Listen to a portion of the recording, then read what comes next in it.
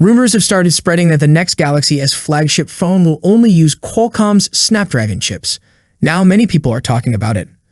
According to Ming-Chi Kuo, Qualcomm will probably be the only supplier of chips for the Samsung Galaxy S25. He says this is because the new Exynos 2500 chip, which uses a 3nm process, isn't being produced as well as expected. For the Galaxy S24 series, Qualcomm provided about 40% of the chips. Only the Galaxy S24 Ultra uses Qualcomm's Snapdragon 8 Gen 3 chip in all regions. The Exynos 2400 chip powers the regular Galaxy S24 and Galaxy S24 Plus in all regions except the US, Canada, China, and Japan. In almost 15 years of making Android phones, Samsung only stopped using Exynos chips in 2023. Many were disappointed when Samsung announced that Exynos would be back for the Galaxy S24 series. However, the Exynos 2400 turned out to be a great chip, even though it wasn't as good as the Snapdragon 8 Gen 3 in every way.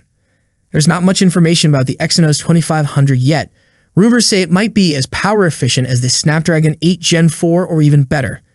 This improvement is supposed to come from Samsung's new 3nm manufacturing process, but it seems this process isn't working as well as hoped. Normally, we'd be happy if Samsung stopped using Exynos chips, but not this time. There are rumors that the Snapdragon 8 Gen 4 could be much more expensive than previous models. This might make Samsung raise the prices for the Galaxy S25, S25 Plus, and S25 Ultra.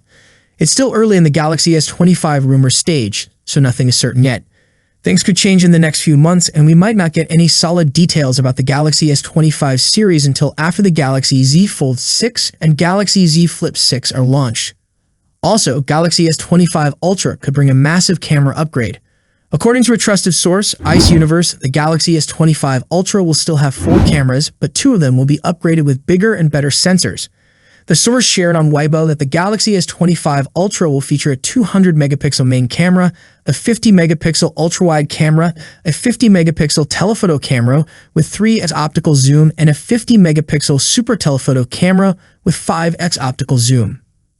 Most other Android brands now use 50-megapixel or higher sensors for their high-end phones, but Samsung stuck with 10-megapixel and 12-megapixel sensors for the telephoto and ultra-wide cameras on its top Galaxy S phones. It's good to hear Samsung has big upgrades planned for next year. The Galaxy S25 Ultra should be able to record 8K video with all its rear cameras.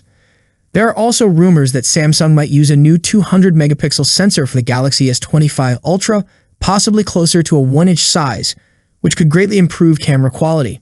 Details about the cameras on the regular Galaxy S25 and Galaxy S25 Plus are still unknown.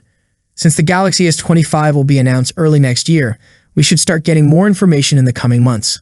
I hope you liked the video. If you enjoyed the video, subscribing to the channel would be greatly appreciated. That's it for today. What's your thoughts on this? Let me know in the comment section. As always, see you in the next video. Peace out.